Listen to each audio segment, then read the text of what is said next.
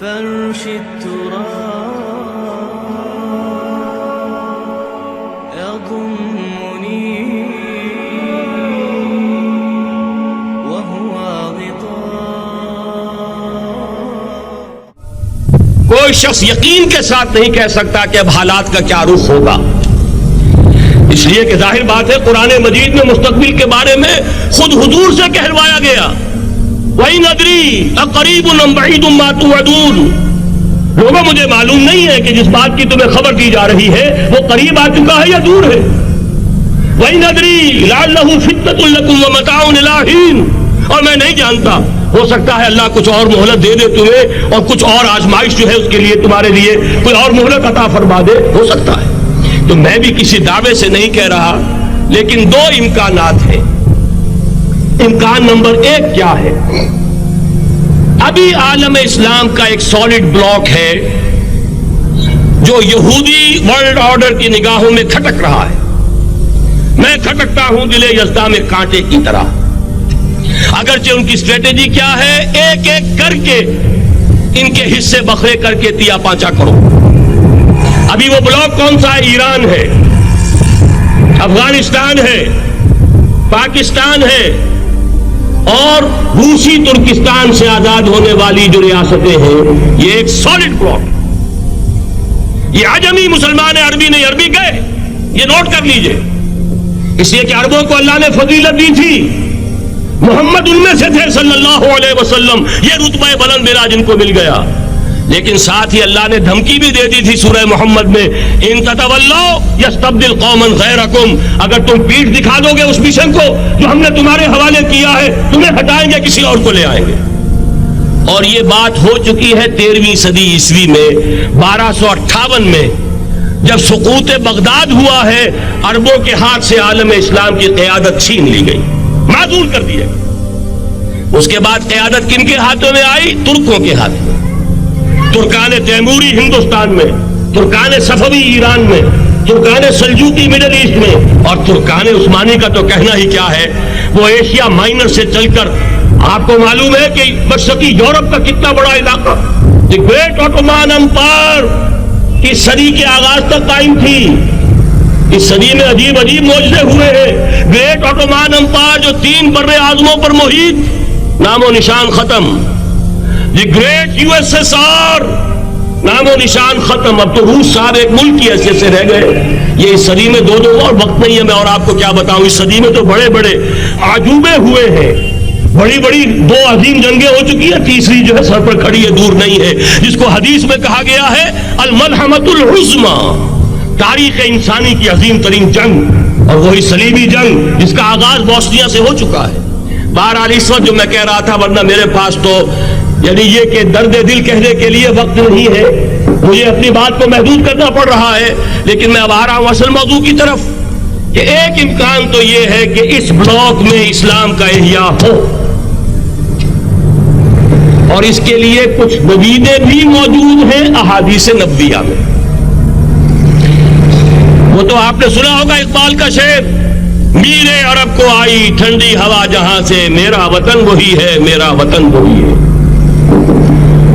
حدیث میں آتا ہے یخرج الناس من المشرق یؤتون للمہدی، یعنی سلطان ہی، مشرق سے فوجیں نکلیں گی کہ جو کہ مہدی کی حکومت قائم کریں گی، اور یہ ہوں گے حضرت فاطمہ کی نسل ہی سے رضی اللہ تعالی عنہا. لیکن عالم عرب کے اندر پھر ایک طاقت بن کر ابھریں گے، باطل کی قوتوں کے خلاف جہاد کریں گے. لیکن ان کو مدد آئے گی 2 طرف سے، ایک زمینی مدد آئے گی مشرق سے، ایک آسمانی مدد آئے گی. عیسیٰ ابن مریم کا نزول، حضرت مسیح علیہ السلام جو زندہ آسمان پر اٹھائے گئے تھے، نازل ہوں گے.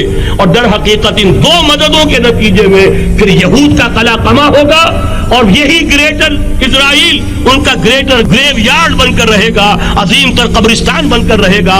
اس کی بڑی واضح حدیثیں موجود ہیں، اس کی بڑی تفصیلی خبریں موجود ہیں. یہ احادیث کی کتب کے اندر بدقسمتی سے ہماری اس کی طرف توجہ نہیں ہے. ایک تو یہ ہو سکتا ہے. اسی طریقے سے ایک اور حدیث ہے، ترمذی شریف کی روایت ہے، یخرج من خراسان آیات سود لا يردها شيء حتی تنصب بإیلیا، اور خراسان حضور کے زمانے میں آج کے افغانستان کا نام تھا. جتنا خون یہاں پر خلوص کے ساتھ دیا گیا ہے اس کی مقدار بھی کم نہیں ہے. یہاں سے خیر برآمد ہوگا. اور دوسری بات اپنے بارے میں نوٹ کر لیجئے، یہ پاکستان، بچا کھچا Pakistan, what remains of Pakistan, یہ اصل میں ہے کیا؟ وہاں بہت خوبصورت انداز میں فرما رہے تھے یہ 313 نہیں تھے، اسلام تھا. اسی طرح نوٹ کیجئے پاکستان نہیں ہے، 4 صدیوں کی تجدیدی مساعی کا حاصل ہے. آپ نے کبھی نوٹ کیا ختم نبوت کے بعد اب سب سے اونچا منصب کس کا ہے؟ مجددین. سنن ابی داؤد کی روایت، ان اللہ یبعث فی هذه الامہ علی راس کل 100 عام من یجدد لها دینها. اور نوٹ کیجئے کوئی بات ہے 1000 برس تک سارے مجدد عالم عرب میں پیدا ہوئے. جیسے ہی دوسرا 1000 سال شروع ہوا، الف ثانی کا مجدد اعظم شیخ احمد سرہندی کہا تھا صنم خانہ ہند میں حاضر ہوا میں شیخ مجدد کی لحد پر، وہ خاک کے ہے زیر فلک مطلع انوار، گردن نہ جھکی جس کی جہانگیر کے آگے، جس کے نفس گرم سے ہے گرمی آرات. وہ پھر 12ویں صدی کا مجدد اعظم امام الہند شاہ ولی اللہ دہلوی، 13ویں صدی کا مجدد اعظم سید احمد بریلوی، اس کے خون کا امین اور اس کے ساتھ کے شہداء کے خون کا امین، ان کے جسموں کا امین آپ کا خطہ ہزارہ، آپ کا خطہ سوات، اس میں ان کی جانیں ہیں جو دی گئی ہیں. اور وہ نہایت میں آپ سے عرض کر دوں دور صحابہ کے بعد اتنا خالص اسلامی جہاد پوری مسلمان تاریخ میں نہیں ملے گا جتنا وہ تحریک شہیدین کا. 14ویں صدی ہجری میں شیخ الہند جیسا مجاہد اعظم کہ انگریز نے گرفتار کر کے قید بھی کیا ہے، تو کہاں ہندوستان میں نہیں، کہاں جزیرہ مالٹا بحر روم میں. اقبال کے نفس سے ہے لالے کی آگ تیز، ایسے غزل سرا کو چمن سے نکال دو. کہیں ہندوستان کی کسی جیل میں ہوا تو شاید اس کے نفس کی گرمی ہی سے کوئی حرارت پیدا ہو جائے.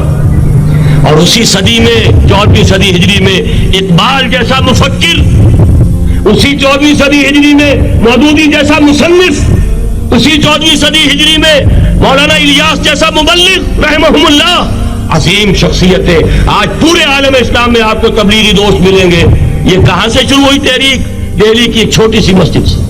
وہ مسجد بنگلے والی اب تو بڑی عالیشان ہو گئی ہے، جب وہاں شروع ہوا تھا کام بڑی چھوٹی سی مسجد. یہ سارے کام یہاں کیوں ہوئے؟ پورا عالم اسلام آزاد ہوا، کہیں نعرہ اسلام کا نہیں لگا، کہیں عرب قومیت پر، کہیں کسی اور عصبیت پر تحریکیں چلی ہیں. صرف تحریک پاکستان تھی کہ پاکستان کا مطلب کیا؟ لا الہ الا اللہ. کوئی سبب ہے کہ یہاں قرارداد مقاصد پاس ہوئی، حاکمیت اللہ کی ہے کہ اکبر نام لیتا ہے خدا کا اس زمانے میں. یہ سارا ماضی سامنے رکھیے اور حضور کی دی ہوئی پیشین گوئیوں کا مستقبل سامنے رکھیے. ان دونوں سے ثابت ہوتا ہے اس خطہ ارضی سے کچھ ہونا ہے.